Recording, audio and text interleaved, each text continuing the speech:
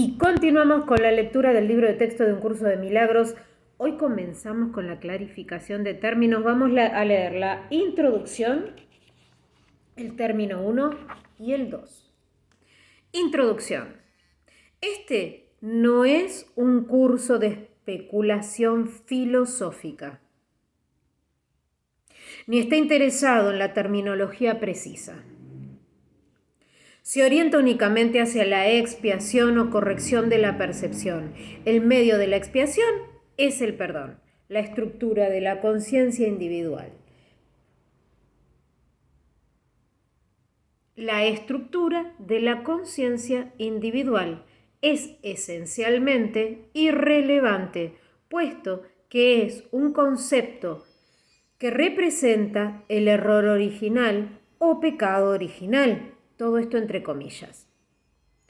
Estudiar el error en sí no conduce a la corrección, si es que, en efecto, quieres tener éxito en poder pasarlo por alto. Y es precisamente este proceso de pasar por alto lo que el curso se propone enseñar. Todos los términos son potencialmente polémicos y quienes buscan controversia la encontrarán. Mas quienes buscan clarificación también la encontrarán. Deben estar dispuestos, no obstante, a ignorar la controversia, reconociendo que es una defensa contra la verdad que se manifiesta en forma de maniobras dilatorias. Los argumentos teológicos, como tales, son necesariamente polémicos, ya que dependen de creencias y por lo tanto pueden ser aceptados o rechazados. Una teología universal es imposible, mientras que una experiencia universal no solo que es posible, sino necesaria. Alcanzar esta experiencia es lo que el curso se propone. Solo cuando ésta se alcanza es posible la consistencia, porque solo entonces se acaba la incertidumbre. Este curso opera dentro del marco de referencia del ego, pues ahí es donde se necesita. No se ocupa de lo que está más allá de todo error, ya que está planteado únicamente para fijar el rumbo en dirección a ello. Por lo tanto, se vale de palabras, las cuales son simbólicas y no pueden expresar lo que se encuentra más allá de todo símbolo. El ego es el único que pregunta, puesto que es el único que duda. El curso simplemente ofrece una respuesta, una vez que se ha planteado una pregunta. Dicha respuesta, no obstante, no ocurre a la inventiva o al ingenio. Esos son atributos del ego. El curso es simple, tiene una sola función y una sola meta. Solo en eso es totalmente consistente. Pues solo eso puede ser consistente. El ego exigirá muchas respuestas que este curso no provee. El curso no reconoce como preguntas aquellas que solo tienen la apariencia de preguntas, pero que son imposibles de contestar. El ego puede preguntar cómo sucedió lo imposible, a quién le ocurrió lo imposible, y lo puede preguntar de muchas maneras, mas no hay una respuesta para ello, solo una experiencia. Busca solo esta, y no permitas que la teología te retrase. Notarás que el énfasis que el curso pone en las cuestiones estructurales es muy breve y solo tiene lugar al principio. Dicho énfasis desaparece muy pronto para dar paso a la enseñanza central. Sin embargo, puesto que has pedido aclaraciones, a continuación se te ofrecen unas cuantas para algunos de los términos que utilizamos. 1. Mente-espíritu.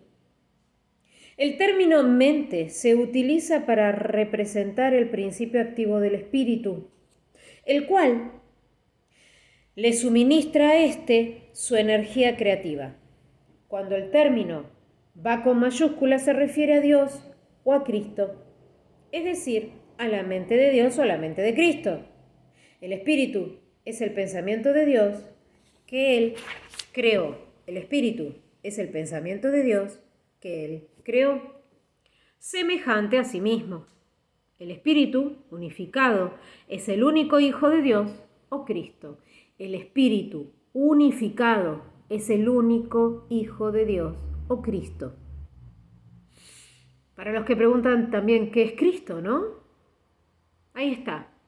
Es el Espíritu unificado, Hijo de Dios. En este mundo, puesto que la mente está dividida, los hijos de Dios parecen estar separados. Sus mentes, asimismo, no pueden estar unidas. En ese estado ilusorio el concepto de una mente individual parece tener sentido. En el curso, por lo tanto, se describe a la mente como si consistiera de dos partes, el espíritu y el ego. El espíritu es la parte que aún se mantiene en contacto con Dios a través del Espíritu Santo, quien, aunque mora en esa parte, también ve la otra. No se usa el término alma, excepto en citas directas de la Biblia, por ser un término sumamente polémico. En cualquier caso, sería un equivalente de espíritu, entendiéndose que al formar parte del ámbito de Dios, es eterna y nunca nació.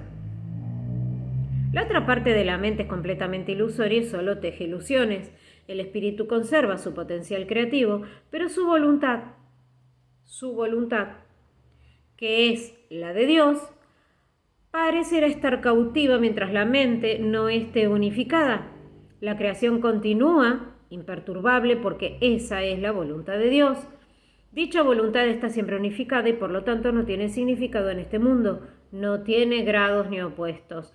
La mente puede gozar de rectitud o estar errada y dependiendo de la voz que escuche, la mentalidad recta escucha al Espíritu Santo, perdona al mundo y en lugar ve el mundo real a través de la visión de Cristo. Esta es la visión final, la última percepción, la condición en la que Dios mismo da el paso final. Ahí, al tiempo y a lo ilusorio le llega su fin. La mentalidad errada escucha al ego y teje ilusiones, percibe el pecado, justifica la ira, considera que la culpabilidad, la enfermedad, la muerte son reales. Tanto en este mundo como el mundo real son ilusorios, pues la mentalidad recta simplemente pasa por alto o perdona lo que nunca ocurrió. Por lo tanto, la mentalidad recta no es la mentalidad de la mente de Cristo, cuya voluntad es una con Dios. La única libertad que aún nos queda en este mundo es la libertad de elegir y la elección es siempre entre dos alternativas o dos voces. La voluntad no está involucrada en la percepción a ningún nivel y no tiene nada que ver con el proceso de elegir. La conciencia es el mecanismo receptor, el cual recibe mensajes tanto del plano superior como del inferior, del Espíritu Santo o del ego. La conciencia tiene niveles y puede cambiar drásticamente de uno a otro, pero no puede trascender el dominio de lo perceptual. No puede trascender el dominio de lo perceptual. En su nivel más elevado se vuelve consciente del mundo real y puede ser entrenada para hacer eso cada vez con mayor frecuencia. Sin embargo, el hecho mismo de que tenga niveles y de que pueda ser entrenada demuestra que no puede alcanzar el conocimiento. Y esto lo agrego yo, el cual se adquiere solo cuando despertamos. Que en realidad lo tenemos, pero lo olvidamos, por eso es que estamos dormidos. 2. El ego. El milagro. Las ilusiones no perdurarán. Su final es indudable y eso es lo único que es seguro en tu mundo. Por eso es por lo que el mundo del ego es. ¿Qué es el ego? El ego no es más que un sueño de lo que en realidad eres. Un pensamiento de que estás separado de tu creador y el deseo de ser lo que él es y él no creó. El ego es un producto de la locura, no de la realidad. Es tan solo un nombre para lo innombrable, un símbolo de lo imposible, una elección de opciones que no existen. Le damos un nombre solo para que nos ayude a entender que no es más que un pensamiento ancestral según el cual aquello que se ha inventado es inmortal. Mas, ¿qué podría proceder de ello excepto un sueño que, al igual que todos los demás sueños, tan solo puede terminar en la muerte? ¿Qué es el ego? El ego no es nada, pero se manifiesta de tal forma que parece ser algo. En un mundo de formas no se puede negar al ego, pues solo él parece real. Más, ¿podría el Hijo de Dios, tal como su Padre lo creó, morar en una forma o en un mundo de formas? Si alguien te pide que definas al ego y expliques cómo se originó, es porque cree que el ego es real e intenta, por definición, asegurarse de que su naturaleza ilusiva quede oculta tras las palabras que parecen otorgarle realidad. Ninguna definición que se haya hecho de una mentira puede hacer que ésta sea verdad, ni tampoco puede haber una verdad que las mentiras puedan realmente ocultar. La irrealidad del ego no se niega con palabras, ni su significado se vuelve claro por el hecho de que su naturaleza parezca tener una forma. ¿Quién puede definir lo indefinible? Sin embargo, incluso para esto hay una respuesta. No podemos formular realmente una definición de lo que es el ego, pero sí podemos decir lo que no es. Y esto lo podemos ver con perfecta claridad basándonos en eso. Podemos deducir lo que es. Observa su opuesto y verás la única respuesta que tiene sentido.